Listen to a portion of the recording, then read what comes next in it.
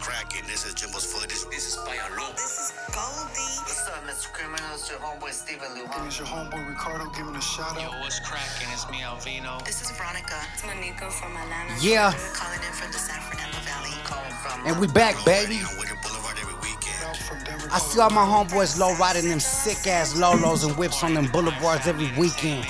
Sending us DMs and videos, low rider to that Mr. Criminal on air live. Crime Family Network podcast. I support Crime Family Entertainment. And I'm supporting the Crime Family. And I Network appreciate the podcast. support, baby. Yeah. Mr. Criminal on air live, the motherfucking most realist and active podcast coming out of the West Coast, Southern California. And we're representing all over the world, nationwide and worldwide, baby. Shout out to everybody all over the world tapping in. We got a special episode tonight, though. Anybody that knows me, since I was 11 and 12 years old, a little youngster in the neighborhood, I was banging that real West Coast authentic shit. I used to pride myself in not bumping the Snoops, the Dre's, all the shit on the radio. I was bumping that real shit that the homies in the streets could relate to and feel. And anybody that knows me since I was a little kid knows I was really, really, really passionate about my music choice and selection. And the man that I have in tonight is a motherfucking legend for the West Coast. And I'm very proud. Critical. What's up, man? You know damn well I've been talking about this one. Yeah. Man. Non-stop, bro. Ladies and gentlemen, welcome to the motherfucking stage. One of my favorite artists on the entire motherfucking planet. The legendary Sacramento's own, California's own, the West Coast. Stand the motherfuck up. We got Cowboy, aka Bolo, aka motherfucking Sibo in the motherfucking building, homie. What's poppin', homie? Man, what it do? Criminal, man. Hey, beautiful, man. Beautiful thing to be here with you, homie. I appreciate you pulling up, homie. And like a real one, I tapped in with the homie, and immediately, like, shoot me the address, I'm pulling up. Let me know what's good with it, homie. I'm gonna pull up. And that's how we do it. I appreciate the love, Carnan. But we right here, man, 2023, Mr. Criminal on air live. And when I say we the most active and realest podcast in the West Coast, I mean it. Now it's 16 million impressions in the first 60 days. Let's go. We got, I think it's like 5 or 6 million views collectively. Wow. We're on our Apple Podcasts, Spotify's just kicking up dust. We're ranked, I think, number 28 in the nation independently in these podcasts. And I appreciate every single person out there supporting. This has been barely 6 weeks going.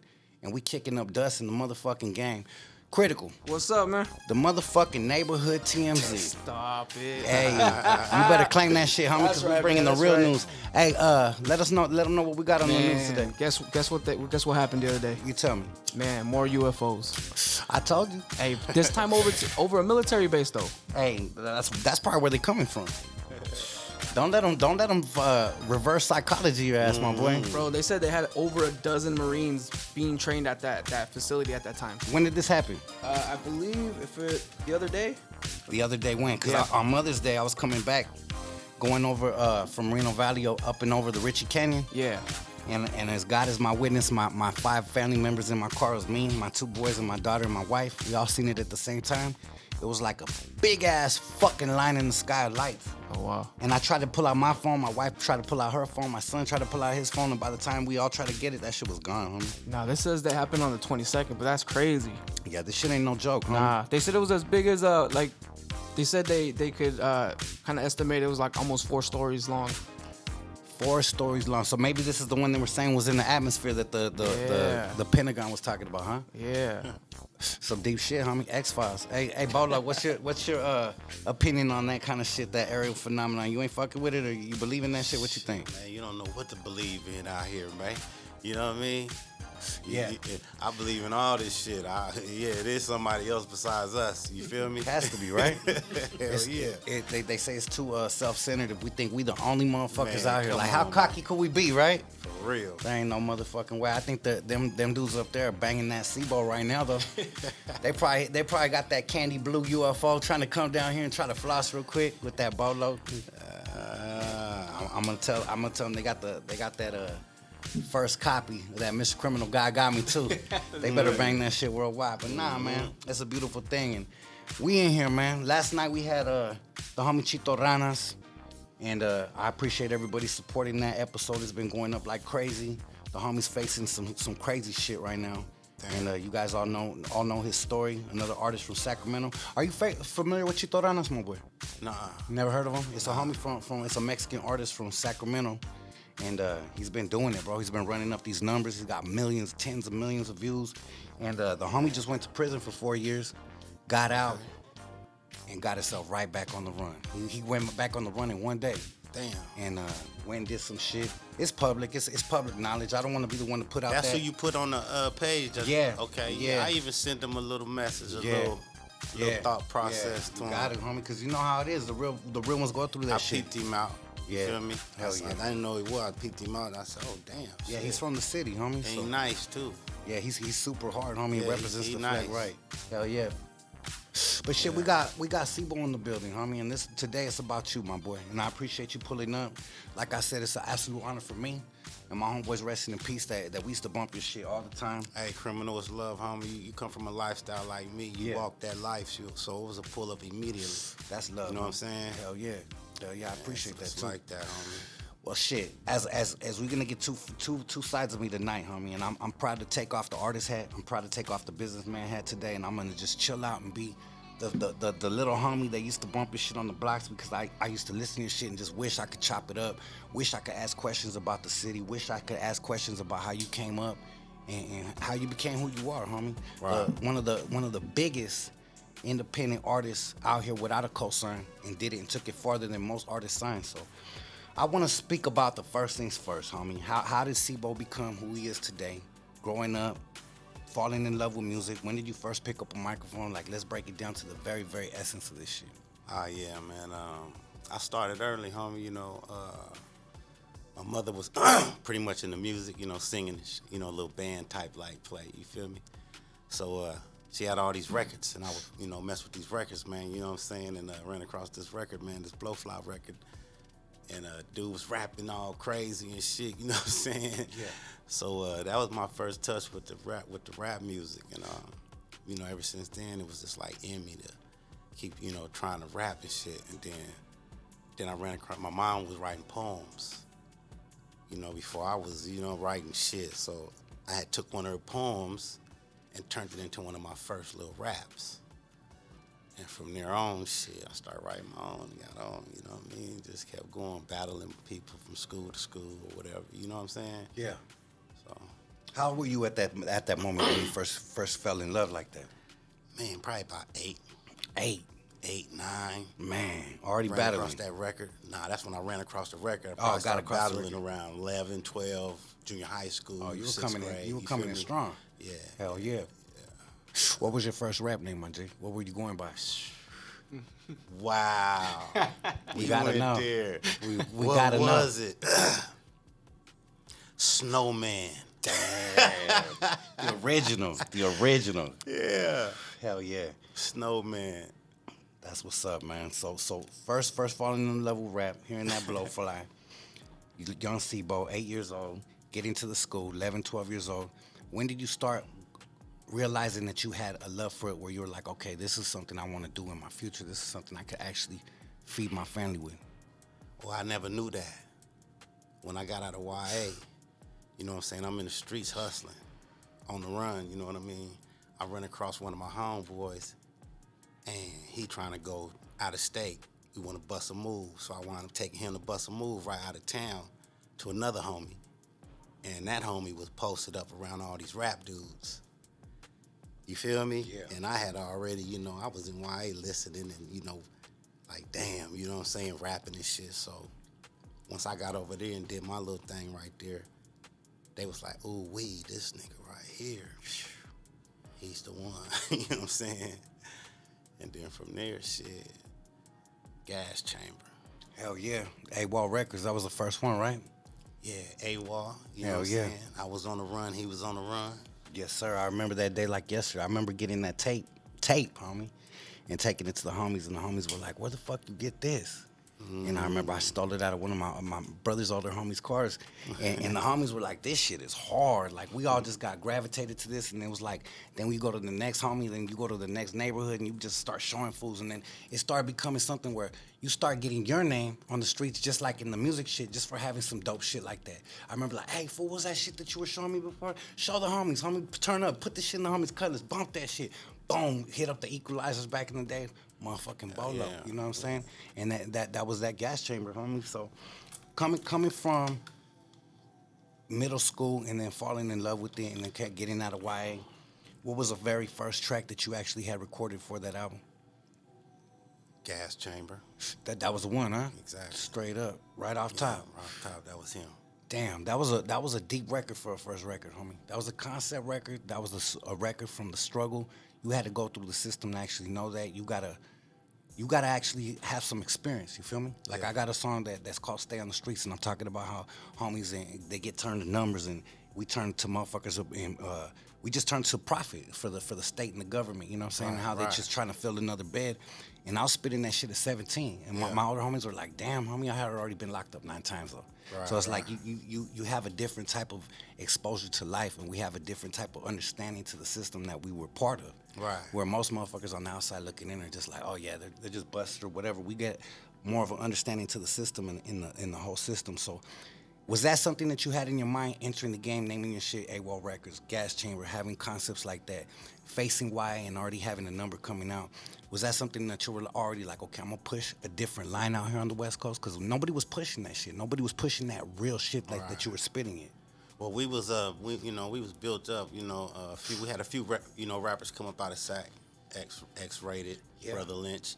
You know what I'm saying? So me coming out of YA, it was my time, my turn, and I knew I was that nigga out there. Like, you know what I'm saying? I was really running around making shit pop. So for me to step out of that lane and go into the music lane, it was a blessing. I was on a run. My homeboy was on a run. Came up with AWOL Records. You feel me? And, the first record was Gas Chamber, about the neighborhood, how to survive in that bitch. Straight up, homie. And what comes after that? When you ride and you do your thing, and next thing you know, it starts with the homie, the warden or whatever, reading that shit from whatever sample you got that from, but it's so felt because Tidy T, Better Round. Yeah, as a youngster, you got that whole exposure as your homies are getting busted, getting struck out young, and then you're like, damn, homies are catching life sentences and all this shit. It's something that you understand even as 11 or 12 years old. I was like, okay, now someone's putting a voice to some of the shit my big homies are going through right now. You know what I'm saying? Because Snoop and Dre and them, they were just rapping about the 6'4s, the palm trees, all that. I couldn't really relate to that. Being really in the hood, like, yeah, a couple of the hustling homies had the whips and the money, but most of us were struggling, you feel me? So when I heard that shit, I was like, that was way more identifiable to me and my crowd, you feel me? Yeah, that was the struggle. Yeah, it wasn't like me and my homeboys were a gang of ballers with a bunch of 6'3s and 64s on D's. Yeah. It wasn't nothing like that. We were jacking homies' whips to that music, you know what I'm saying? And slapping that shit in. So, my bad. My bad, homie. Nah, I want to ask you, being from SAC, that's obviously a city that's away from music typically. I know you said there was the X-rated, the Brotha Lynch's, but none of them were really signed to major record labels. Was it being identified, being from a city away from the Bay, like from San Francisco, Oakland, away from LA? Did you already feel like you had your back against the wall musically, like you had to come harder? Because hearing the music, you could hear that, like you want to just knock motherfuckers out with it. Is that where that came from? That was that backup. It was up in me. It was a release I had to get off, you know what I'm saying? And it was a build-up. Yeah. You know what I mean? And, out there really living and really doing it. I'm standing on it, like, you know what I mean? Can't nobody say nothing. I can say whatever, you feel me? Like, I'm doing that. I was doing that, you know what I'm saying? So, that's why it's like that, and that's why people feel it, because that's where it come from. It come from the jack and then trying to come up, you feel me? And not that rich life shit, you know what I'm saying? Hell yeah. It come from the struggle, you feel me? Hell yeah. Did you ever feel like you guys were getting written off, being that you weren't from the major cities? Oh yeah, I always felt like that. It's always been a push away from the southern with the northern, no matter what. You know what I'm saying? With the music, the same way. And I just feel really And I was a bridge for that, coming down here grabbing, you know, Daz and CJ Mag and a few other cats that I fuck with. You know what I mean? Just to bridge the gap to show them, nigga, it ain't like that. We fuck with whoever, you feel what I'm saying? We don't got that up there. You feel me? It's a real tough thing with the black and brown. We like brothers up there, you feel? I don't even understand what they be doing down here. You know what I'm saying? Yeah. You know, my people, they think they can go everywhere. I'll be like, nah, you can't go over there. You know what I'm saying? You know, so, but yeah. Hell yeah. And being from, as you quoted, your neighborhood, there was a lot of artists already out. So Right. the Brother Lynch's, the X-Rated, they were already on when you were in YA, or how was When I that time? came out, yeah, they had my brother was a part of that though. See, my younger brother, he was shaking back then. I wound up going to YA. He was shaking. He put out X-Rated's first album. Oh shit. He's the original one that started Black Market. Damn. That was his cut. You feel me? That was his thing. That's how they got it. He was the Harry O of that. Okay. You feel me? So he wound up going to the joint, you know, and doing his thing, and then they, you know, he wound up trying to, you know, wiggle him out or whatever. You feel me? So they were already on. Your brother was in it, so you knew destiny was coming. Hey, I for was you. coming anyway. No I matter was what. coming. I just was in the streets heavy. You feel me? I was out of control, man. You know what I'm saying? I was out of control, so, you know, but I knew I was coming, though, if I ever had that chance, because couldn't nobody really fuck with me. You know, there was a lot of talent in the city, you feel me? I ain't gonna knock them, but, you feel me, like. Hell yeah. Only found a half an ounce in this screaming 7 years YA. Well, tell me about that. How old were you? What happened in that type of situation? I'm 15, just come about the projects with my cousins, two of my cousins. I'm on my way to the house. Police get behind me, and they didn't catch it in my ass though. You feel me? Yeah. They called me at the apartment and searched up under the car and found the shit. You feel me? Sent me to YA, but had just got out of the boys' ranch. Like 28 days I was on the streets and then got sent to YA. You feel me? So that was my life back then. You know what I mean? Yeah. Man, straight going through it. And all that shit that you were rapping about, I remember all the homies were coming in and out like, damn, you hear this fool shit, straight killer? Like, this fool spitting that real shit. Like, wasn't nobody spitting that real shit from the YA to the halls to the penitentiary rap. But I had that promotion too. That's where The that shit motherfucker said, starts "Hey, I was spitting. locked up with this fool." Oh, that's, you feel me? Oh yeah. That street fame. You feel me? From behind the wall and, you know. And there's so many motherfuckers from everywhere. You're right, right. So now they're spreading your music like I was busted with this homie, and now Like, they wanna brag about it Yeah, and take they it like, back to "Man, the you hood. should be rapping all the time or whatever. You feel what I'm Yeah. saying? So Yeah, hell yeah. On that track, you had some really deep ass shit, and that was one of my favorites. Homie, rest in peace, my homeboy Ruben. Every single time, one of a good memory of me was getting out of place in one of my camps, and like strolling back through the neighborhood, mobbing through. My homeboy had a hard ass system in his room, so you could hear that shit like a car outside. And I just remember hearing that straight killer. I was like, okay, the homie's home. I'm about to get faded today. And I remember getting right there, rolling up, hearing that the best of C-Bone. It was just like a staple right there in that homie's house. You know what I'm saying? Like we used to bump that shit, get faded, and then go try to catch motherfuckers right after that. You know what I'm saying? feel me? Yeah, That's what it was. You know? that's what type of song that was. On some real shit. So the two sets of rappers that came from Garden Block, there was a whole different. Obviously, there was 24, 29. Yeah, it was Michael Caraway and then before me, you know, Big Mike C. He from the hood. He was before X-Rated, Brother Lynch. He was he was the original. first? Yeah, Oh shit! What was his name? Mike C. Michael Caraway. Okay. You feel me? Yeah, nah, he was the original one. Hell yeah. That we all came, we seen to get a light, and we was all thinking about that when we was kids. You know, Yeah. like, oh, we can do that. Hell yeah. You feel me? So yeah, he played a major part in it. That's dope as fuck. Now, over the years, all of the artists that you have brought up, I know Lynch. It was like two different camps, right? It was like Lynch and his people, Bolok and his people, right? It felt like you had more control over like everything. I mean, you were a boss of your shit. You know, it was like it went from AWOL Records to West Coast Mafia Records. Am I correct? Yes. Okay. When was the transition that you said, okay, now it's time for me to boss up out here? I need to take control of my own destiny either way. Well, we got in trouble with the law. Once the law came, once the feds raided us, we went to we was in Atlanta. We got raided in Atlanta. Once they broke the label up out there, my man went to the pen. I went this way. You feel what I'm saying? And shit just started going different, just going bad for a minute. So it was like, damn, okay. I only got a couple more albums left. You feel me? And that's the time for me to step away. You feel what I'm saying? But I never knew. It was a whole bunch that came in play because Master P was going to sign. I was going to sign to No Limit. I was going to go over there. So that's when I was really trying to step away. You know what I mean? Get that last album out, which was till my casket drop when I bring out the Mob Figures. You know what I'm saying? So I said I'm gonna start my own label. I'm gonna go over here, do a deal for my own, for SIBO, and still have West Coast Mafia with my artists. You know what I'm saying? So that was my play. You feel me? But I got stepped away and just started my own thing and went that way, independent. How long did it take you to finish Till My Casket Drops, or complete it?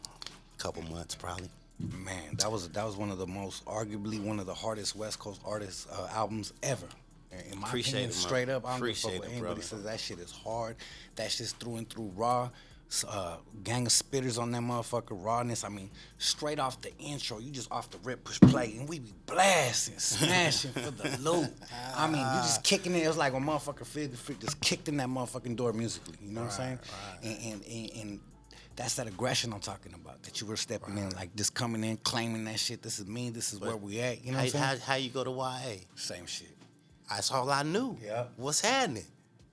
I'm him, Nick. I'm him. Yep. I know this. Yeah.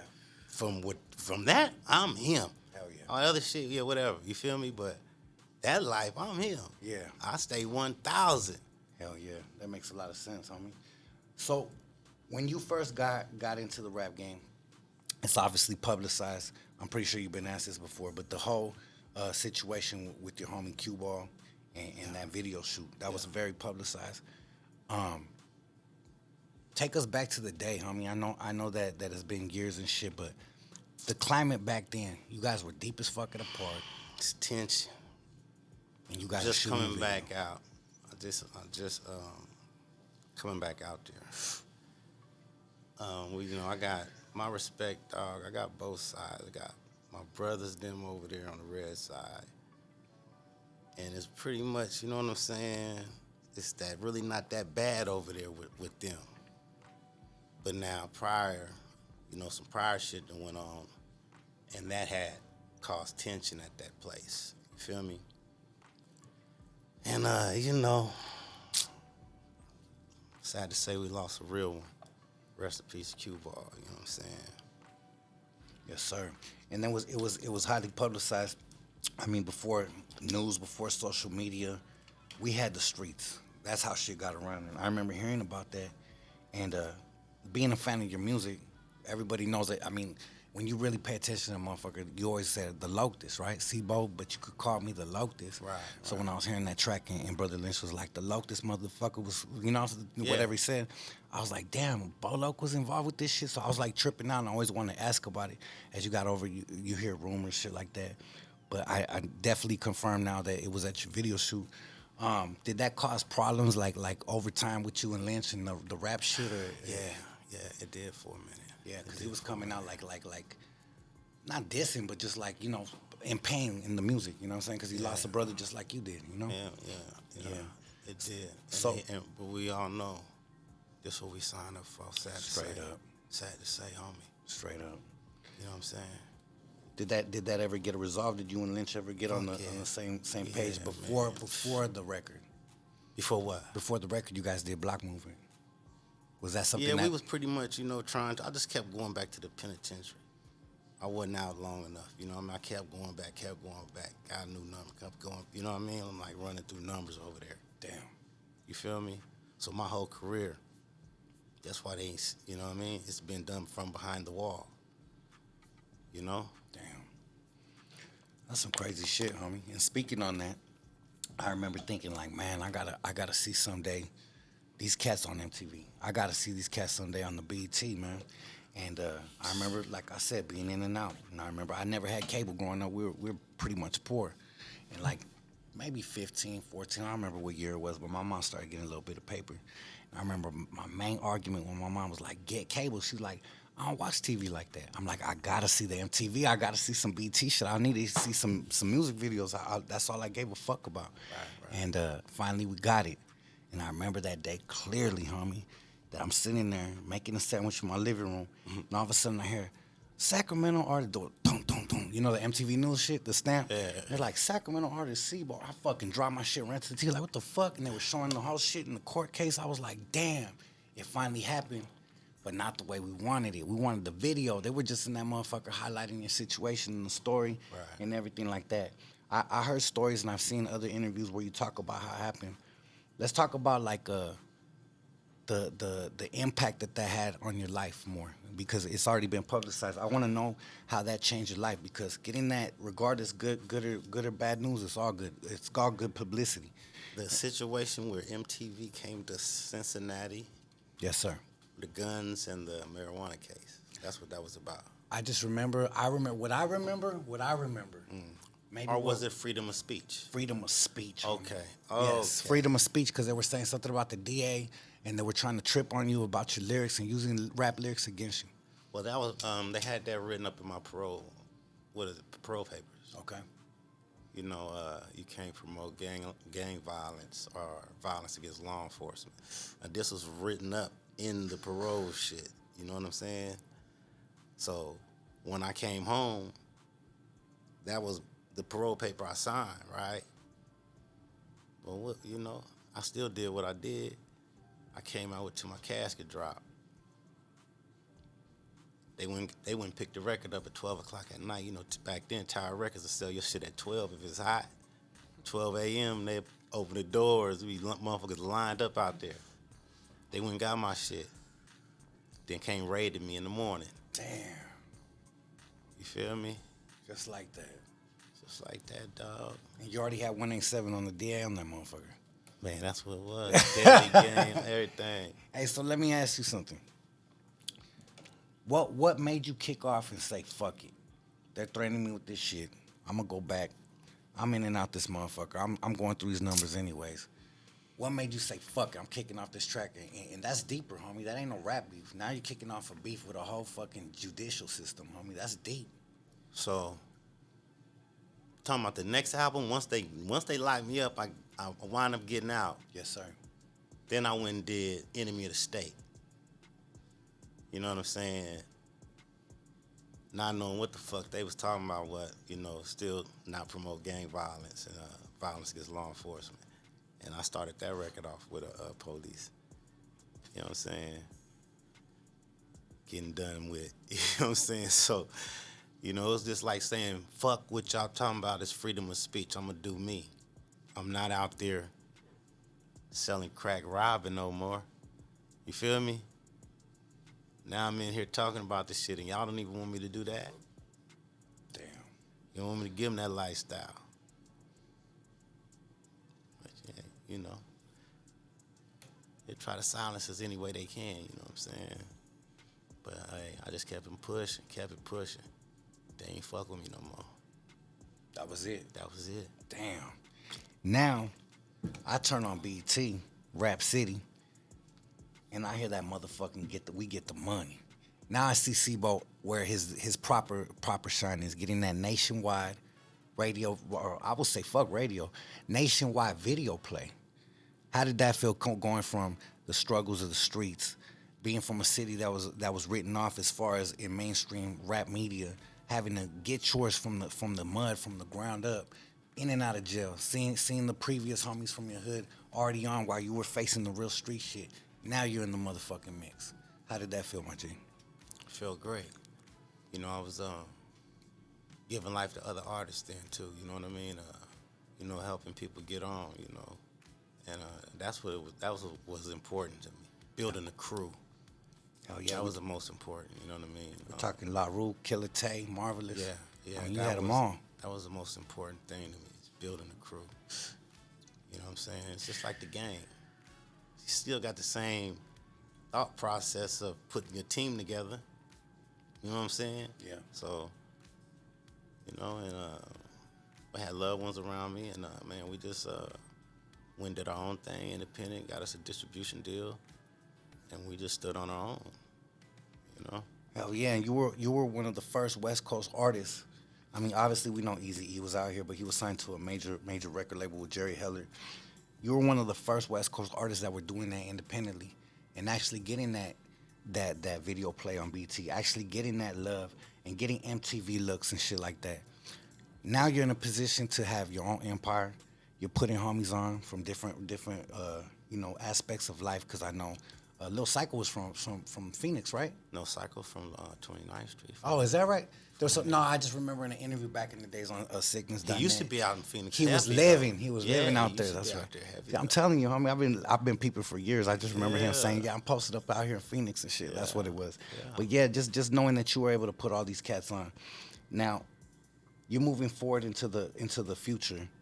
But before that, you were already getting the calls and the cosigns. I would say the requests of big legendary artists. Now, speak on how the fuck did the whole Pac connection come about? Coming from a homie from Sacktown, from all that. How did that even come about? My homie called me one day and said, "Hey, man, Tupac on stage. He said your name. He's like looking for you in Seattle." I used to stay up there. You know what I mean? I guess he had a Shit. tour up there, but I was in Cali at the Summer Jam down there, and they was up there at the Summer Jam. So my homie called me and tell that's when I first knew that he fucked with me. You feel me? Then Richie Rich gives me a call. Shout out to Richie Rich. And he's like, "Hey man, Pac wanna, you know, he wants you to come down and you know, get in this video and do some shit, you feel me? Like he wants you in his remix for the California Love." So we like, "Oh, okay, cool."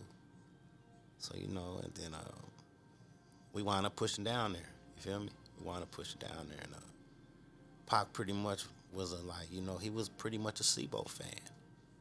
You feel me? You know, I mean, jumped in the Benz with him, man. We spent off, and you feel me? It's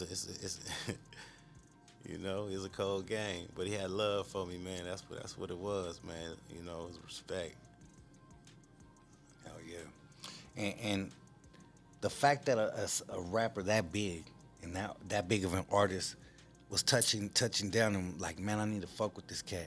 How did you feel at the moment? Did you feel like, okay, now I'm starting to hit the right cat's attention? Did you feel like life was about to start changing for you? Like, what was the feeling? It's like, man, you don't know what's next. You don't know what's next. You just going.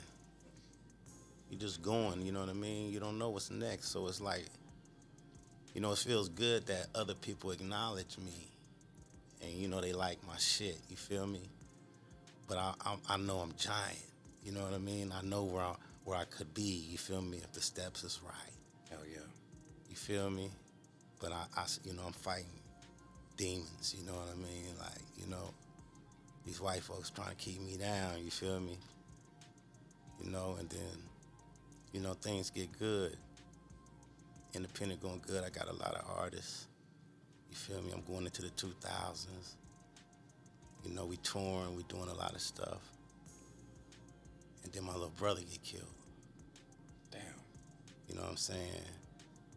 And when that happened, it was like, man, fuck the rap game. Let's go back to the streets.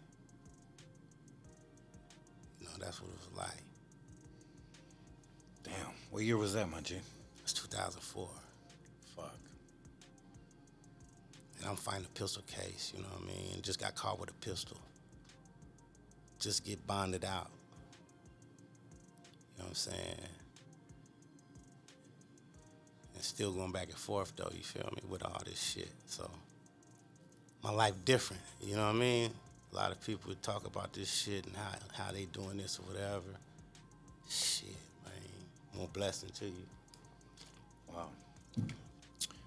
Man, homie, that's a lot, homie. So, going from that moment of meeting Pac and getting the invitation to be on one of the highest selling rap artists, if not the highest selling shit in history.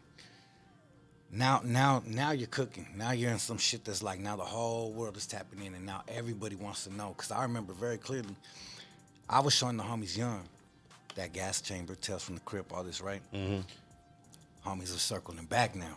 All eyes like, hey, the homie you were showing me, he's on Pac's new shit. Yeah. You know, I remember it was like a victory, even as a fan. Like, hell yeah, homie's starting to really do his thing, right? Mm-hmm.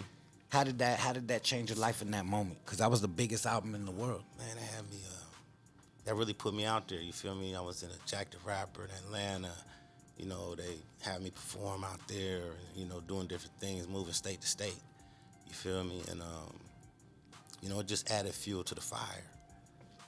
You know what I mean? Because we was independent. We was going everywhere. You know, straight to the hood, passing the CDs out.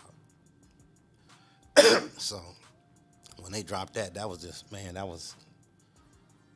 put me right there where I needed to be. You feel me? Oh yeah. Did you feel at that moment like, okay, now I want to go from independent to being like getting signed, or you were still like, hell no, you already had your visions stay where you wanted to be? I was caught up for a minute. I wanted to sign. You know what I mean? Being around Death Row the way they was doing it, it's like shit. You know, I was just, you know what I'm saying? They was doing it for real. We still sideways, 1 foot in, 1 foot out. You feel me? So, yeah, that was like shit. I want to sign over here. Pop was like, nah, you want to sign over there. Sign to my label when I start my label. Damn. You know what I'm saying? I was like, what? I'm like, shit, I want to go to, you know what I'm saying? But shit, nigga, hell yeah. That's amazing, homies. Tell me about the first time you walked in them doors, homie. What were you like the experience, the vibe? Like, everybody has their own experience, and I want to know, and I'm just being real, no disrespect to nobody, but when I picture a Bolo walking through Death Row, I look at it a little different than most of the rappers. I feel like you walking in there with a little bit more chest out, like what's cracking, like well, I just feel that. I don't feel like Suge's trying to put, Suge ain't trying to push Sebo, press Sebo. No. I mean, everybody, it's a respect thing. Mm-hmm. I mean, certain people, you know who you can press on. Come on, man. Nobody want to die. Yeah. You feel me? Like, nobody want to be in prison, having a fucking war or whatever the fuck for no reason. You know what I mean? Like, come on, man. That's kid shit. You know, we all grown. You know, I came out of respect. You feel me? A Pac. So, and the coldest thing, though, when I walked in there, me and this nigga Suge got on the same motherfucking shit. He got on the red Nike, the new Nike sweatsuit that came out. I had the blue one on. Damn. With the Air Forces. He got the red Air Forces. I got the blue and gray Air Forces. The shit just came out. You feel me? I guess he went and bought the red one. I went and bought the blue one. But it was a lovely thing. Hell yeah. You know, it was respect. It was like, shit, that shit was like family. Everybody was in there drinking, smoking, you know, smiling. Hell yeah. Wasn't nobody in there looking like they was fresh out of YA and they was trying to check it out. You know what I'm saying? Yeah.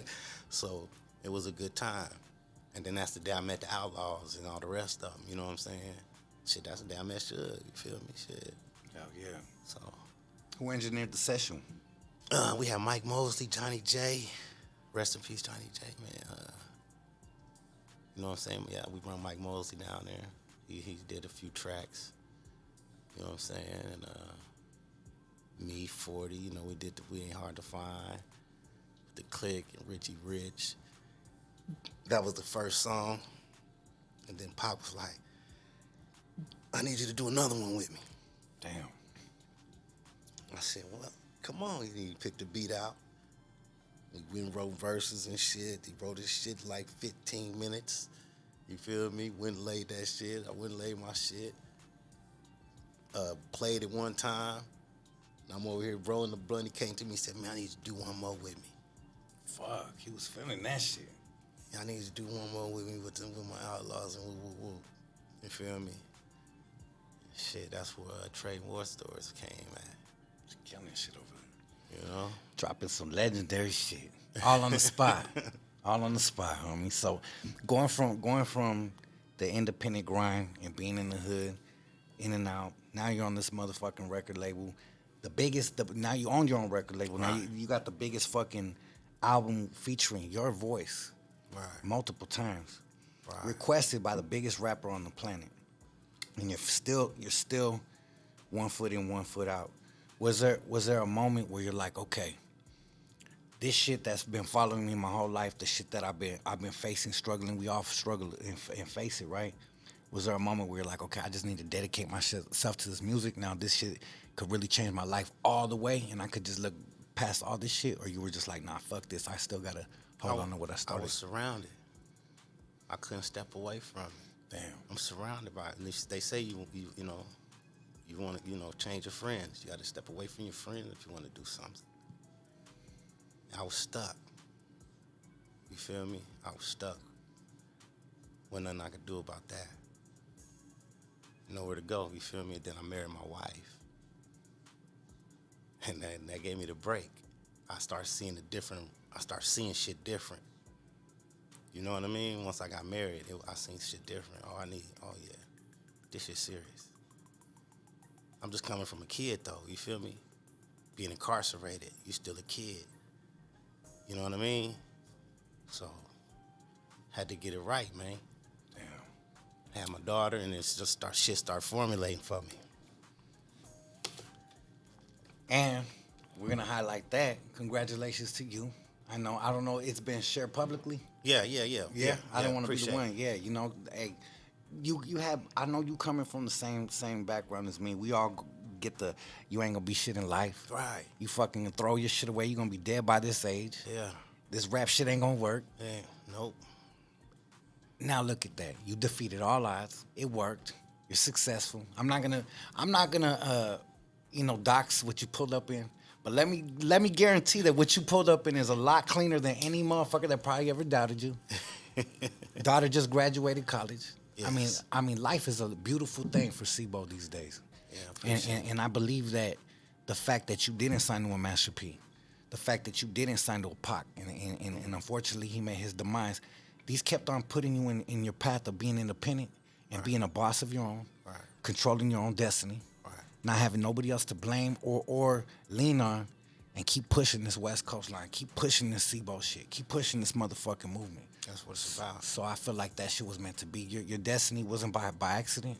Right. And it's an example, it's a testament, it's a testimony to show that you don't need nobody, homie. If you believe in yourself, your destiny's gonna be just exactly how it's supposed to be. You might get these looks, you might get these moments where you're gonna have motherfuckers show love and respect to your craft and your sound. But you don't have to sign away your rights. You don't have to go under another man's blueprint. You could continue to go forward in what you believe in, keep on mobbing on what you've been stomping on, and look at, homie, life is beautiful because you kept the same vision, the same morals, the same tactics, and just kept applying them. And they only got bigger and bigger and bigger and snowballed, and the fire got bigger. So my props to you on that, homie. Shit. Appreciate you, homie.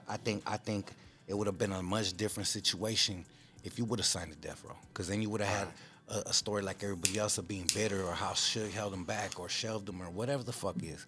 And you never had that, you know what I'm saying? So I think that's a beautiful thing. Appreciate it. Pimp C. Rest in peace, Pimp C. How did that connection happen? Like that's huge too. So, Pimp C, I'm in the La Montrose Hotel in Hollywood. That was a spot back in the day. Pac is the one. I ain't know nothing about it till I came and fucked with Tupac. Okay. You feel me? So that's where I used to go to. Ever since then, that was my spot. So all my people, we be up in there. So we coming out to go somewhere, about 10 of us or some shit. And Pimp C and Bun B was coming in the hotel. And then Pimp turned around and said, "Hey man, I smell that shit, man. Who got it? Who got some?" You know what I'm saying? Yeah. And he wanted to buy some. I said, well, I talked to him for a minute. He said, yeah, UGK Whoop, this. So I went to my truck, and I gave him an ounce of weed. The shit we was smoking. Hell I said, yeah. here, man, nah, you good. And he was like, what? I can have it. I keep it. Yeah, so that was our first time. And from then, it's just love. That's what it's linked up and shit. You feel me? I heard that he was a big fan of your music, and that he would definitely say that you were one of his favorite One ever. of his favorite rappers. Ever. That's huge, homie, to have Pac and Pimp C to say that you're one of their favorite artists. That's legendary, homie. That's what's up. Never signed to a major label. Did it from the ground up, coming from a city that you had to get it and make your name known even harder. You know what I'm saying? Like, man, I think these are all dope ass things. The Jacker, California legend. Yes. My figures. Speak on it. How did that connection happen? How did you find them? How did you sign them? Like, I want to know how that came about. I came out of prison again and figured out, my boy was saying, hey, man, you need to get a little group. You know what I mean? You need like a little outlaw, a little clique. You feel me? And he said, man, it's a bunch of rappers over in this little city. Pittsburgh, you know what I'm saying? I'm like, well, shit. Let's round them up. You feel me? See if we can round them up.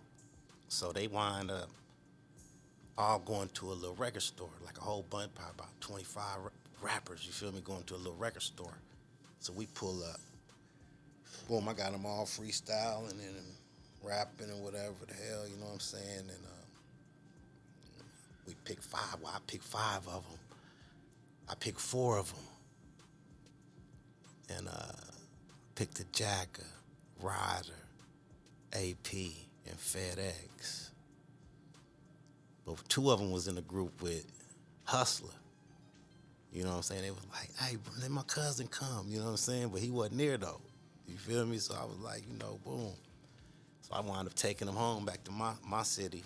Well, I was in Fairfield then. Took him back to Fairfield and brought him up in the house. I had Spice One in there, pound of weed and shit.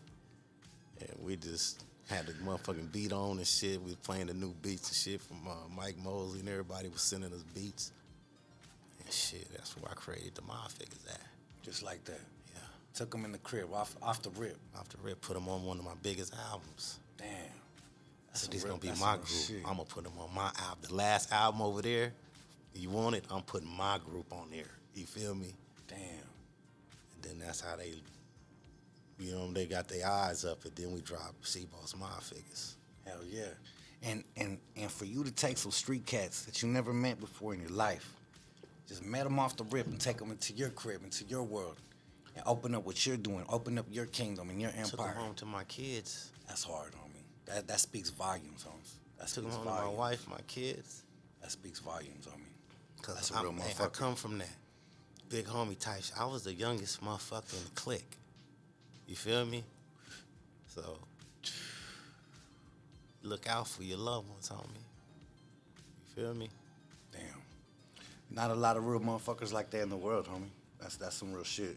That a lot of people speak on shit like that, but they don't do it, homie. They don't stand on it. They'll just be like, yeah, it's easier to come out the mouth, but to actually put that shit in action, that's huge, homie. They ain't been down enough, homie. That's what it is. They ain't been lost enough. You know, niggas been spanked one time. Shit, spanked multiple times.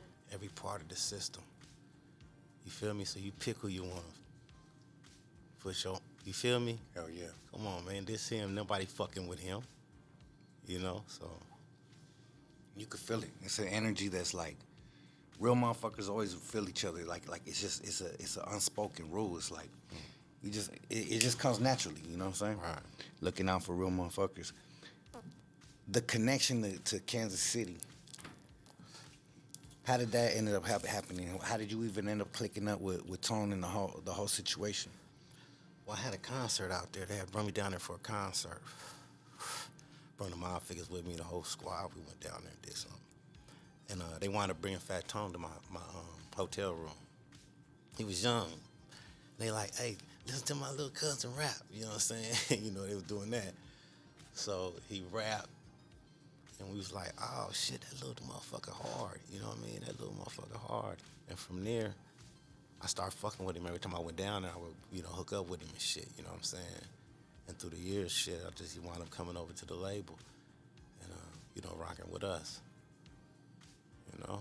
Hell yeah. And you guys were connected every time you would pull up out there. You guys were always together, shit like that, right? Yeah, all the time. Tone was a wild one. Legendary stories. I heard them all. I heard them all. Like, man, shootouts, craziness out there, man. Crazy shit, huh? Yeah. So would you say that was like one of the cities you would go to a lot? Like, what was a city that you would say like being from Cali, and we leave, you go to other cities and shit. Sometimes you think it's sweet in certain spots, and then you get woken up, kind of like just like Compton, like damn, these motherfuckers out here really putting it down. That was the city right there, Kansas It's a City. bunch of them, yes. Kansas City, shit. What's another one? Minnesota, man, they got them motherfuckers everywhere they gang banging at. Straight up. Oklahoma City, you know what I'm saying? Like they all over, And then, shit. You know how people do, man. Motherfuckers don't do what they want to do. So going from that, being involved in that, not involved, but having connections to that, I would say. Obviously, it was highly publicized that Mac Dre lost his life over there.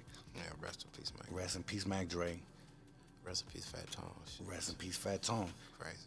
How did that affect your relationships back home? Because obviously people always are quick to think that since you're standing next to somebody that you I wouldn't say are affiliated, but you know how it says guilty by association, right? So sometimes you take that flack, sometimes that heat. Did that make things a little tough back home, or how did that feel? Not really. When Tone died, I was in prison. Same thing with Mac Dre. You know what I mean? Like I wasn't even on the streets then. And back then, when I would hit the streets, it was strictly studio, family, and I'm working. Got it. I got other artists I gotta, get working. So it was like really business, and it was like, I wasn't really in the streets to even feel what was going on at that time.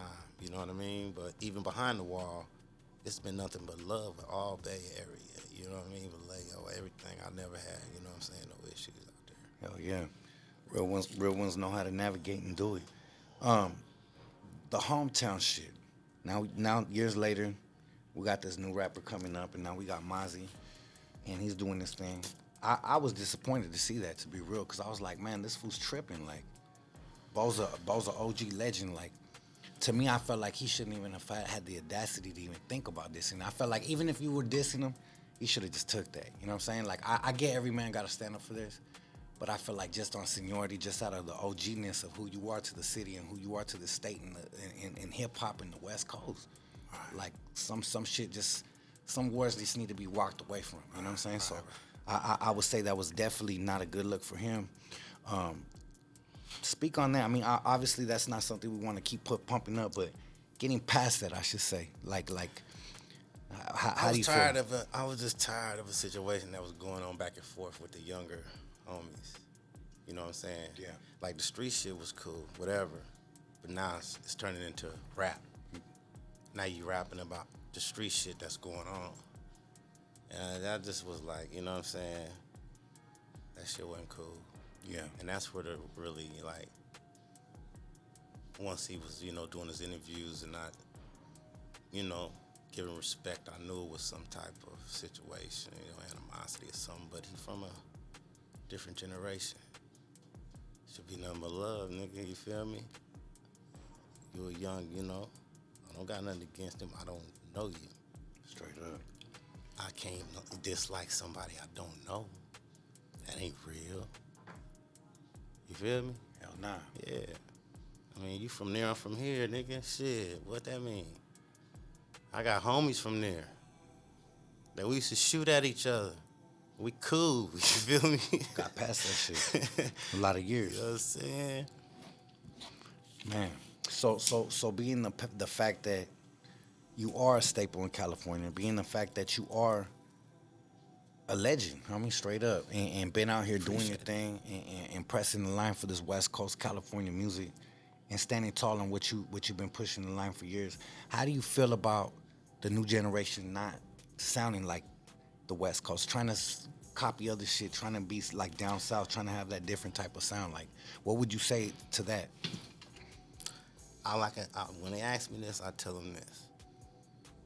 We had our time with our generation of what we did, right?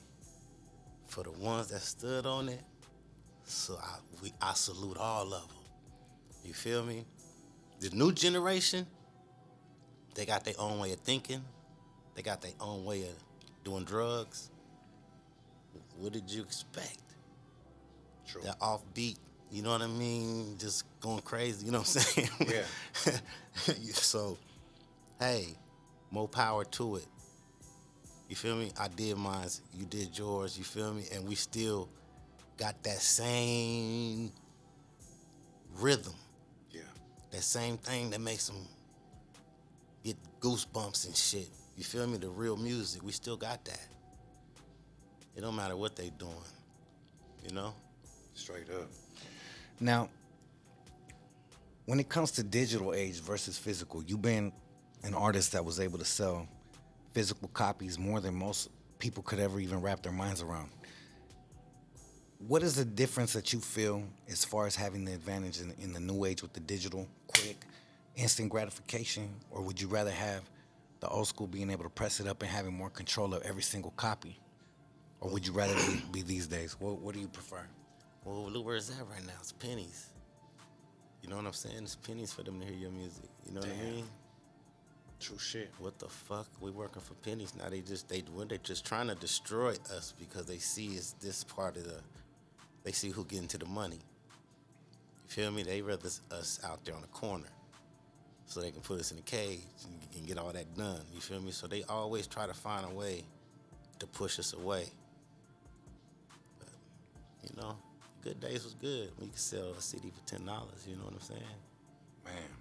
What was that like? Like when you used to go to the distributors and the wholesalers, the people that would buy your music, would you have like a middleman distributor, or would you physically would they get it from Bolo themselves? It depends. Shit, the homie might go up there, or might send somebody up there in the van, cause the CD's already pressed up from another spot. Then we take them to the distributor and sell them the CDs. You feel me? Oh yeah. Damn, that's crazy, homie. I never thought of that aspect, and every single person I've asked that so far, nobody said that yet. And that was a good addition, homie, because that's a good point that I don't think a lot of people are thinking about. Shit, from $17 to pennies, homie. You know what I'm saying? And if you had the independent shit unlocked, like I know you did, you were able to set your own shit. You know what I'm saying? Then the generation is born into this penny shit. Damn. They don't know nothing about that. So the value's just you feel gone. me? Yeah. So they can never do that again. Damn. And the value just keeps getting lesser and lesser and, if lesser. you want that, you got to go over there and sign that paperwork with them. You feel me? And then 9 times out of 10, they do what they want. Yeah. They're like, man, maybe I might not even put out this album after all. I don't even feel like putting it out. And if I feel like putting it out, then you're gonna recoup all this shit anyway. So that shit's crazy, bro. The rap game is different, and I've always been taught and schooled in this independent shit, being on my own record label, being who I am now. I've been approached by many record labels and majors, and something about it just never sounded. I think like as a kid is like the dream, like getting that football contract, getting signed, right?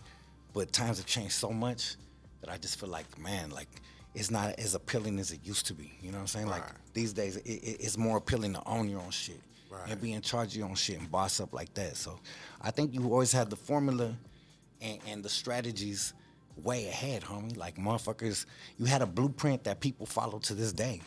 And people are still trying to do it, still trying to own their own shit, trying to put other motherfuckers on it, find sounds and create a mob figures, create a label and put homies on it.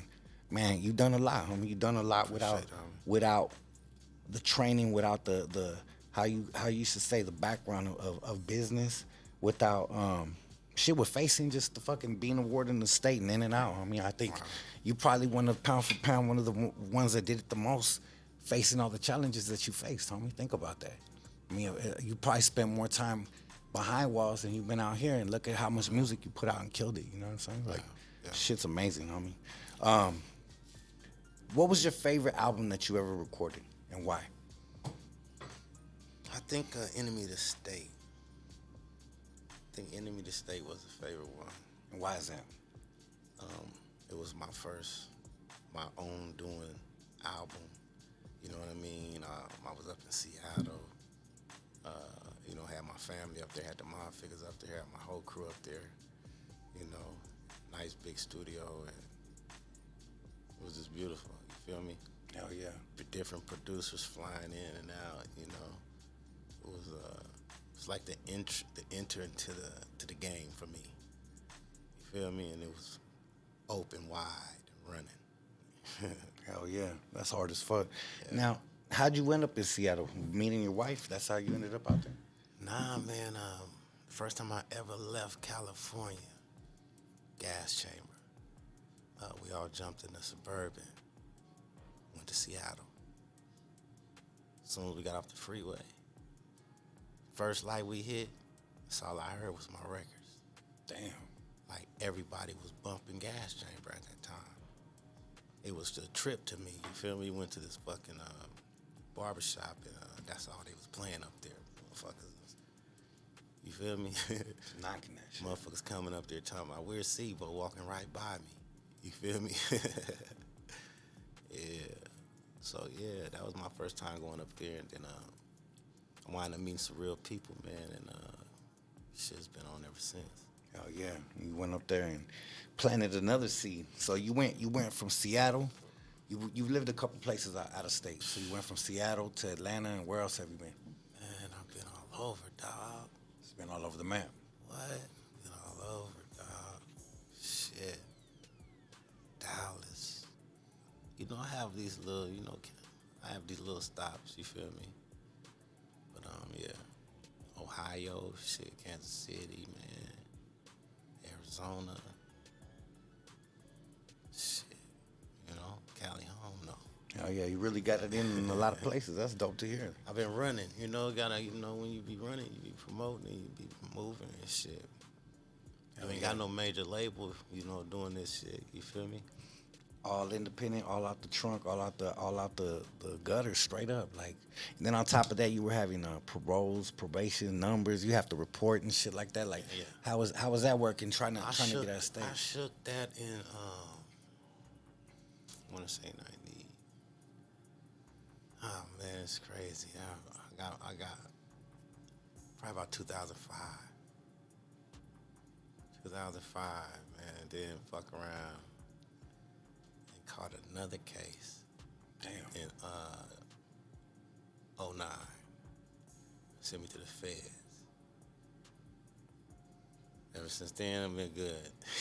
Damn. That's crazy, homie. So you did most of your shit state and the last one in the feds. Yeah. Damn.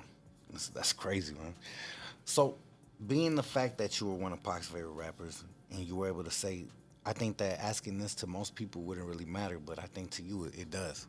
And I think that your point of view is very, very much needed in this.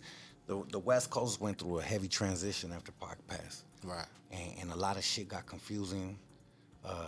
Just a lot of shit happened. I mean, Snoop went down south. A lot of different things happened. You're in and out. Everybody's like on some different shit. What do you think would have happened if Pac would have stayed alive? What do you think would have happened to the rap game? What do you think would have happened with him? I've seen interviews where he said he wanted to get away from music and get more into acting. Like, what do you think would have ended up being the end result? I probably think he would have been in acting more than the music. Yeah. Because that's the next step. If you got that, what do you need that for? You know what I'm saying? Straight up. I think it'd be like a movie star, Denzel type shit, you know what I'm saying? He was on his way, for real. Yeah, you feel me? I think he would have ended up in politics, too. It seemed like he was into that shit, you know what I'm saying? He was sharp. You ever hear him talk about some shit like that? Any politics shit? Nah. He wasn't the president, not talking about none of that shit. None of that. He wasn't tripping. He was just it was just trying to get his money and stay in the studio. What was his work ethic like? Like hella fast, everyone says, right?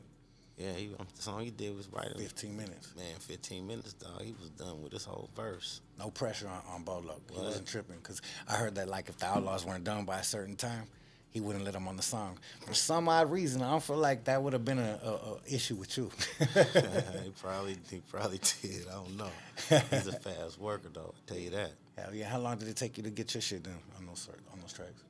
Man, it wasn't that long. Not too long. I was right behind him. I ain't fast as Pop. Hell yeah. But I ain't too far off. Hell yeah. You know what I'm saying? So that early old school connection that you had with E40, because I know that you had tracks with E40 way back in the days. I heard that he was your cousin. That's what that was. We used to say that. We say that because we so close. You know what I mean? We like family, though. Okay, because I would be like, yeah, this is a homie's cousin back in the days and shit. Yeah, like before I even had gas chamber, I was out there, doing my thing. So you know what I mean? Shit, it was like family, man. Anything we slide, hey, slide for each other. How did the two versions of Birds in the Kitchen come about? Man, it was a nice song. We felt that might be, good to put, water on. You know what I'm saying? And he just did the hook. You feel me? So I ain't really know nothing about the motherfucking rap game. You feel me? Yet I'm still brand new though. You feel me? So we got him on the hook and shot the video and shit. Thing was alright. Coming from a person that has so much in their catalog and so much music that's legendary, did you ever feel like you ever hit a point where you're like, damn, this motherfucker shit sounds like mine, or damn, this motherfucker really trying to take my music? Because I hear a lot of artists that aren't signed to major labels get their ideas and their music taken. Have you ever felt like something happened like that to you in the game? I done heard a couple upcoming cats try to sound like me, you know. But that's just like, hey, you must be doing something good. Hell yeah. You got people trying to sound like you. But you never had no major artist take your shit? Nah. Oh, thank God. Not that I know of, Yeah. That's crazy as fuck, man. It's been publicized, that cat that rap with Mozzie, that stupid young fool. His biggest song that he has with Mozzie, that's my shit. He stole my shit. Right? Yeah, I'm gonna show you. It's two of my songs blended. Everyone's like, hey, this fool smoking crack. That ain't his song. Like, I'm trying to tell people, do I have to really break this shit down? There's two of my songs on the same album. I'll have to show you motherfuckers and shit. But yeah, that's some fugazi shit. So that shit be happening to people and shit. So I just want to see if it happened to you. It probably did. I just don't listen to these niggas' music. You feel me? I don't listen to these niggas' music. Yeah. I just don't. Yeah, I'm too busy working though. I gotta listen to my shit and my artists. You know what I'm saying? I'm like always. I ain't no fan of music no more. Once I got into the music, I used to be a fan of music, homie. Yeah. Going down to Tower Records to get motherfucking, you know what I mean, the new fucking LL Cool J or fucking Ice Cube. You feel me? Like in WA, when that shit come out, we going down there, buying a record. Now, once I got into the game, not a fan of music no more. Now it should work. You feel me? I know what it is. Hell yeah. When you start to know what it is, like, man, that shit's not real. And just to keep it real, yeah, that's what I was gonna say. That was the next thing I was gonna say. You start running into these motherfuckers you were bumping, and you're like, wait a second. Why is this fool hitting the exit when I pull up with my homies from the hood? I thought this fool was with it. I thought this rap shit he was talking about was real. Being in the rap game, you start realizing half these motherfuckers, 90% of these motherfuckers is softer than a cupcake. And you're like, damn, what the fuck happened? You know what I'm saying? Just talented. That's good. They just talent. I didn't know, you know what I mean? I'm like, nigga, it's open for us now. Gangster rap music, you feel me? I didn't know you had to be no gangster to do this shit. Straight up. Shit's crazy, homie. There's a lot of CB4s out there, homie. A lot, bro. There's a lot of CB4s out there, homie. Low cash repping, you know what I'm saying? So it's crazy, homie. What do you see the future for yourself?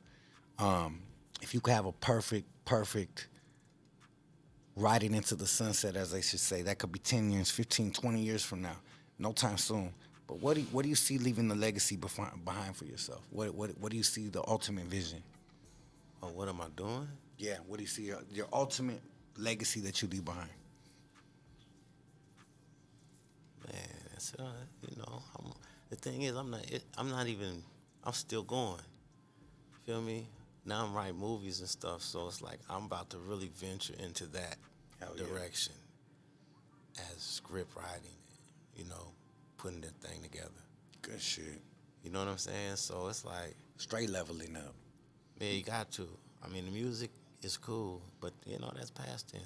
I got catalog. You know what I mean? That catalog, I do it here and there. I still got artists that's like, man, come on, man, drop on there, keep going. You feel me? But it's really, man, got writing the movie style. Hell yeah. Have you had experience with being in any type of acting before? Have you ever done any independent films or anything like that? Got a whole independent film, man. I shot 2011 with Brian Hooks. We just ain't put it out, man. And one of the actors, rest in peace, passed away. It was just hard on the team. You feel me? So, and then again, I went to the feds and wound up moving out. It's been sitting. Damn. That's crazy, homie. At least you still got access to it. A lot of motherfuckers that go to the feds get their shit taken, all their computers, all their shit, and they never see that shit again. I know so many people. I know myself. I got hard drives and all that shit that I'll never see again because of that. You know what I'm saying? So it is what it is. Shit, man. Moving forward into business, as the business side of the music game, what would you give an advice to the youngsters coming up, being that you were always independent, being that you've always been in control of your shit? What could you tell these youngsters coming up in the game today as far as any type of advice on me? Man, invest into yourself. Invest into yourself would be the smartest thing for independent artists. Hell yeah. You know what I'm saying? Because it don't take much. You know what I mean? You just got to know the right plays. But invest into yourself, brother. It's a lot of artists out there with a gang of talent. Oh, yeah. And they won't even invest time into themselves. They feel like because they could flow so good or they could sing so good, like the whole world's gonna come to them. Nah. They don't understand the hustle. They don't understand the grind, the dedication, the long nights, the blood, sweat, and tears. Like, Yeah. that shit's crazy to me. Yeah, come outside. You gotta really come outside. These days coming outside, Bo Loc is like motherfuckers just shooting their shit in the backyard. Our days coming outside, we really had to be out there. Man, we tired of audio, visual. We tired of audio gangsters. Right? You know what I'm saying? We want to see you in the flesh. Hell yeah. I want to know, what are Bo Loc's top 5 rappers Ooh. ever? Damn. It's so many, man. It's so many, dog. I'm going to tell you. Okay. Q for one. Would you put him at 5 or number 1? Shit, Q for I would put him at shit number 1. Hell yeah. You know what I'm right. saying? I got to. All right. Q number 1. Pac number 2. Rakim number 3. Damn. Right?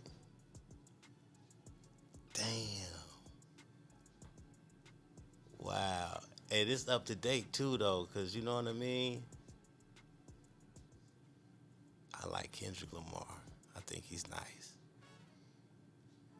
You feel me? Look, I can't even. That 5th one, it ain't coming. I can't get the 5th one out. It's all good. We'll stick with the top 4. At the end of the day, if that's what you're feeling, that's what you're feeling. You know what You I'm saying? feel me? Hell yeah. As far as steps, you know, or were they taking it the levels in the game that they took it to? Hell yeah. I would never think that you would listen to Kendrick Lamar or feel that. Yeah. Just I don't know why. I'm just tripping out on that. That one's tripping me out. I've think listened he's to a couple of nice. music.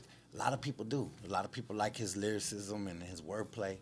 Me personally, I don't know. I've tried to listen to a couple of his records and I just it hasn't hit me yet. Right. I haven't captured that. You know what I'm saying? I don't really know. What do you think about like up and coming artists from the West Coast, like young up and coming homies like G Perico? You fuck with that type of style? Have you ever heard of his shit? Nah, the one you was talking about today. Nah, G Perico. He's a cat from South Central.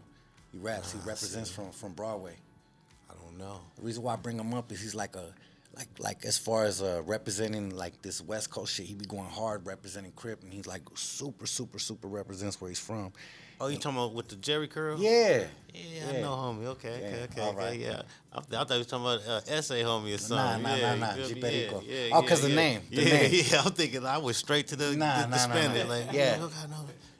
Yeah. Yeah, the homie hard. Yeah, there's a lot of fools like that coming up. He man. hard. He Yeah. hard. That's But the homie. I and just shit. ain't only see a few things on him. You know what I'm saying? Like I said, I don't really pay attention. Like I seen shit just from maybe watching awards or some bullshit or some shit. You feel Yeah. me? Be like, oh, okay, he's motherfucking nice or whatever. So Hell I yeah. ain't really paying attention to music, dog. Hell yeah. Nah, I feel you. Now I see you really don't. You're in your own lane. I've been in it so long. You feel me? It's like I don't really fuck with it. Hell yeah. It's not really what you're feeling no more. You know? Well, shit, homie. At the end of the day, I hope to see this movie that you're writing. I know that's just gonna be some raw shit. Oh, I got a few down. I got a few down, man. Hell yeah. What's the first step to take to get those in motion, to get them cracking? Man, get out here to one of these damn where they have these little movie things in Vegas and you know what I'm saying, or online, or tapping into people online and just moving around. Hell yeah. But in the industry, I know a few people. That's who you know. You got to get out and about and meet people, man. Definitely. Networking is a motherfucker. And closed mouths don't get fed, especially in this industry, because you got to rub elbows with people. You got to meet people you just never know. Like the homie Noel G, he's a known actor. He was saying that just from being in somewhere like being a janitor or cleaning up somewhere, he befriended a girl, and she ended up being the director on some big ass show's father. That was her father, so that's how his shit started. So you just never know, you know what I'm saying? You gotta show respect to everybody, show love to not everybody deserves it, but the people that do, you just never know. Off top, you know what I'm saying? It's just you never know what goes around comes around, you know. So hell yeah, that's a dope thing, man. I would like to say the change of the sound from Gas Chamber all the way till now has evolved heavily. Now, what's your favorite type of beat or producer? Like, do we get Bolo straight like original West Coast is what we're always gonna get? Do you like to venture out? Do you like to try different type of beats? Like what do we expect on the new shit that you come when you do decide to drop some new music? Everybody's switching over. You feel me? You know, everybody's trying to sell beats for the people that are rapping right now. Yeah. So they going, you know, whatever these trap beats and you know what I'm saying? You know, so they doing things like that. The thing is that we just gotta keep up. It ain't to change what you're talking about, it's just to keep up. Hell yeah. You feel me? Not to stay stuck. It's the most important thing, staying relevant, staying with the times. And even though you don't pay attention, because I don't be paying attention to a lot of these cats, I'm just keeping it real. You still know the temperature of the climate of the game no matter what. You know what I'm saying? Real motherfuckers, we still rub elbows. We still be rubbing elbows with cats in the streets. So you still know what motherfuckers bump. You still hear the chitter chatter, what's cracking and all that. So it's important to still stay with the ear to the street, so to say. For sure. Moving forward into 2023, into the end of it, do you have any projects coming out? Do you have any new albums about to drop? Like what could we expect? Really not no albums, pretty much songs. Like I just dropped a song a couple weeks ago called Trap. You know, so we just going one at a time. And like I said, I got some artists that's working right now, you know what I mean? They finna start dropping stuff. And, you know, maybe we come with a compilation by the end of the summer or something like that, but no solo joint for me this year. Not this year, huh? Nah. Man, that's a disappointment. I wanted to hear that motherfucker, but shit, maybe we'll get in 24, you know what I'm saying? Or maybe 29. Hell yeah, I love to hear it, man. What's your favorite aspect of the game as far as being in the game this long and everything that you've seen and encompassed? Like, is there a certain part that you're like, all right, this is the part I enjoy about it the most?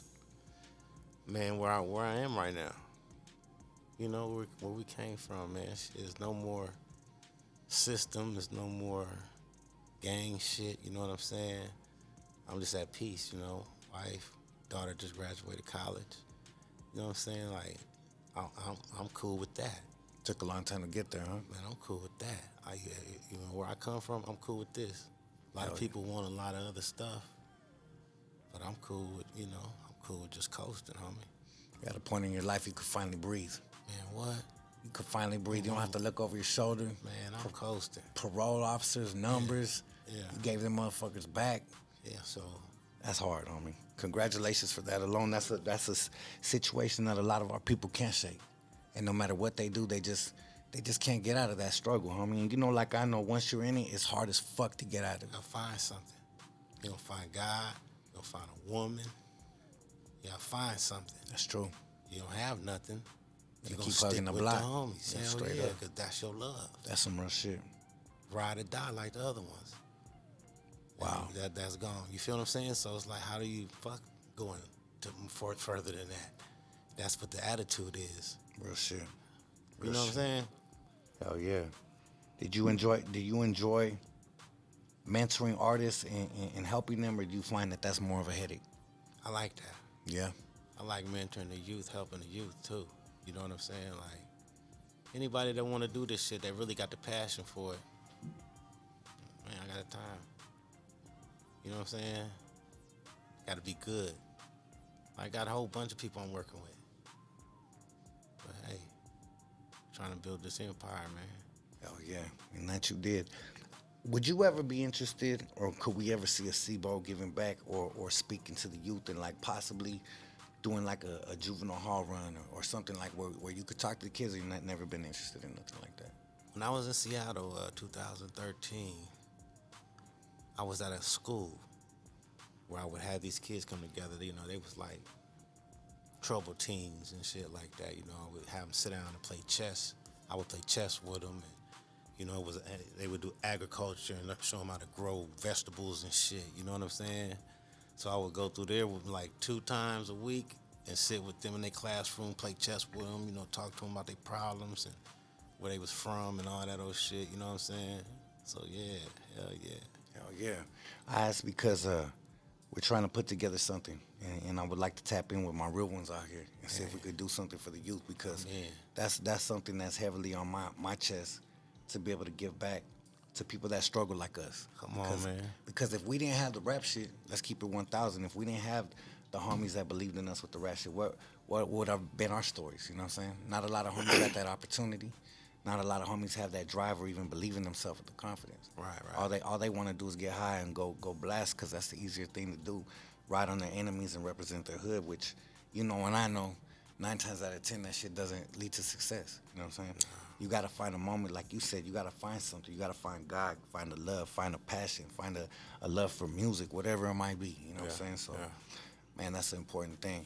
Shit, well, I would like to give you your flowers, homie. And I said this since Gate. Man, and no capping, homie, you're one of my favorite rappers of all time.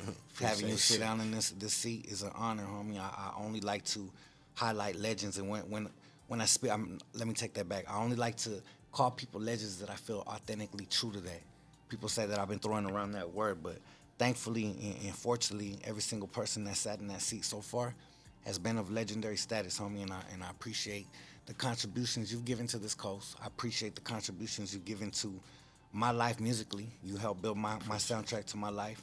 And I also appreciate the independent grind that you put out there to show that other artists could do that, because a lot of people have followed that blueprint to be all the way truly independent, to not have somebody else in the mix, and a Jerry Heller or someone like that doing their thing.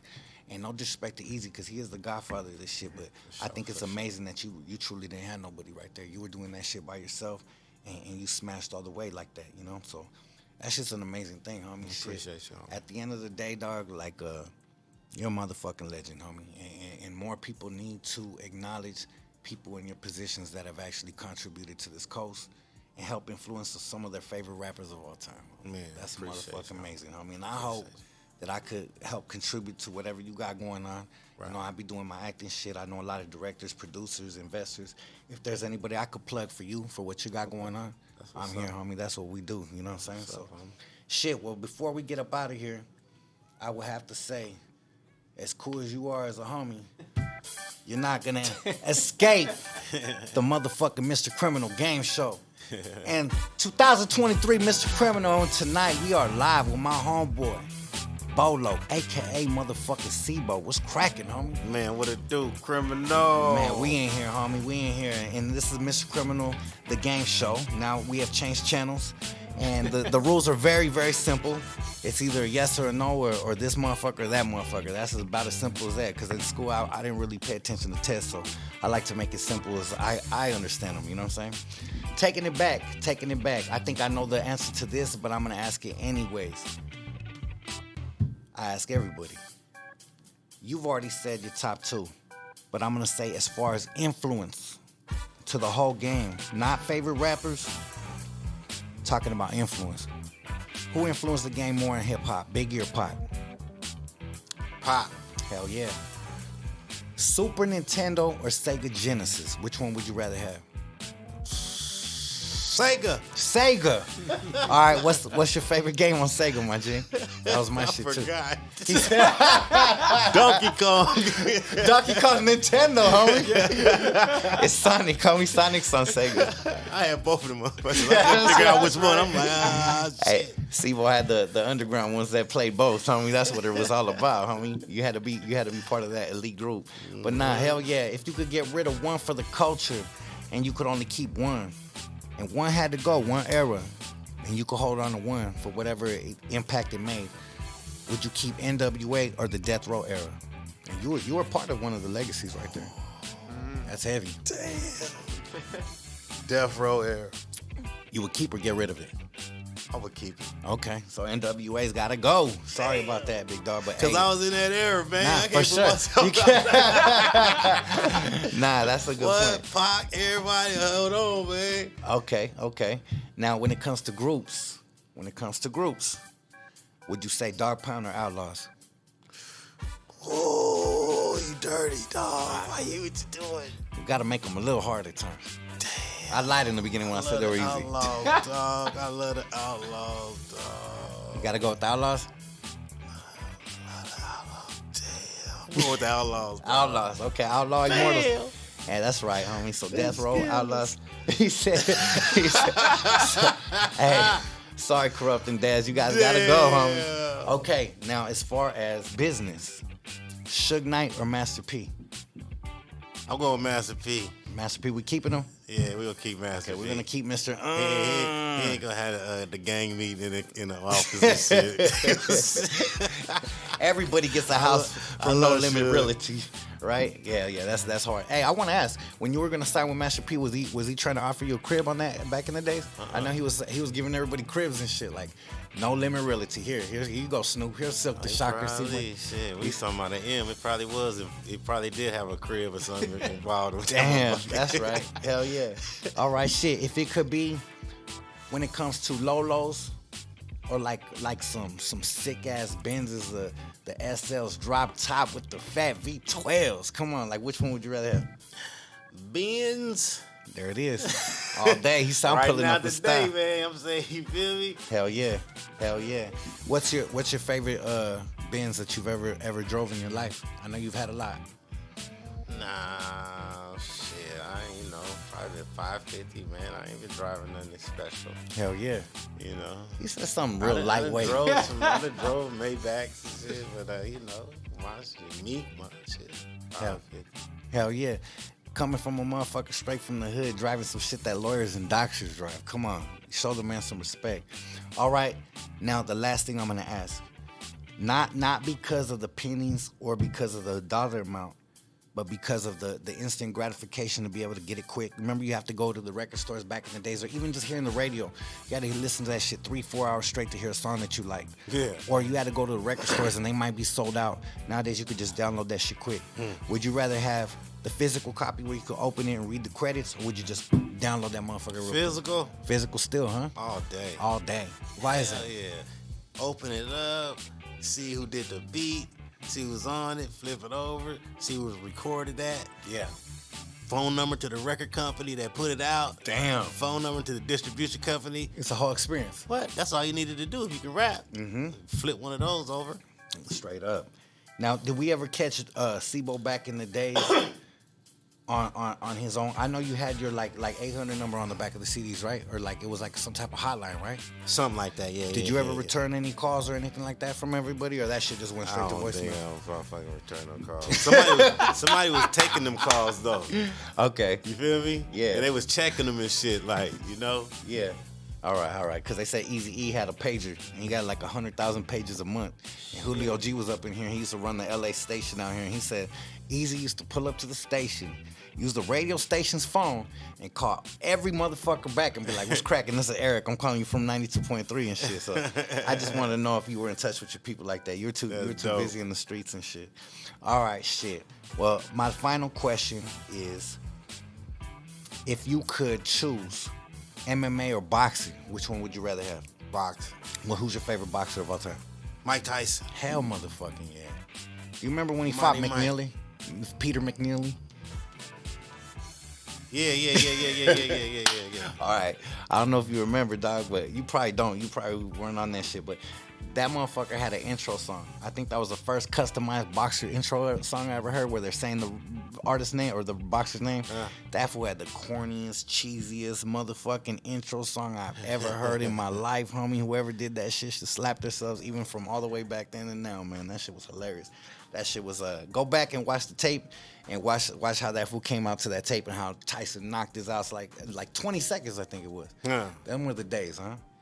Not gonna get through the first round. That's why I like it. you couldn't get through the first round. And if you could get past the second round with him, you probably had a good chance. Yeah. But then your ear might go missing. So it's one or the other, right? Well, shit, homie, Fucked there up. it is. That's the thing, man. Is there any last questions or last statements or anything you want to tell the fans or your supporters from all these years before we go? Man, just keep supporting. I appreciate everybody that's been supporting, and keep your ears open, man. We still got stuff we dropping. Hell yeah, nonstop. And you heard it from the legend himself. And man, we appreciate you pulling through. We appreciate everything you did for the game and that you continue to do. You always got our support right here from Crime Family. I'm always gonna be a fan for the rest of my life. I'm gonna still slap that Bolo. I'm always gonna be bumping your shit. Man. And I'm very proud of it, homie. It's a trip because I was telling the homie Critical maybe like a week before you were on American Cholo. And I was chopping it up and I was telling him, yeah, there was this artist back in the days that he got convicted for freedom of speech. And I was telling him the whole story. And then like a week later, I was like, man, he's on fucking American Cholo right now. I'm going to tap in. I'm going to see if I could get him. So the fact that you tapped in was an amazing thing, homie. I appreciate you. Yeah, before we get up out of here, I respect everybody's beliefs, everybody's religions, but I got to keep it real and organic and give it up to my creator. Father God, I come to you tonight to thank you for this beautiful night, beautiful day. Thank you for our blessings. Thank you for waking us up another day. Thank you for our brother Bolo pulling up and giving us his testimony, giving us that love and that story, that amazing independent career that turned into a worldwide legendary name. And we appreciate every single person out there that subscribes, taps in, watches, listens, supports every single person that we got coming in here through these seats. We want to ask everybody to be blessed this week. God bless every single person supporting. Amen. And that's it, man. It's another one. Critical. You got anything to say before we get up out of here? Man, I'm just excited for what we got, man. What we got? A lot of more podcasting, more albums, more legends.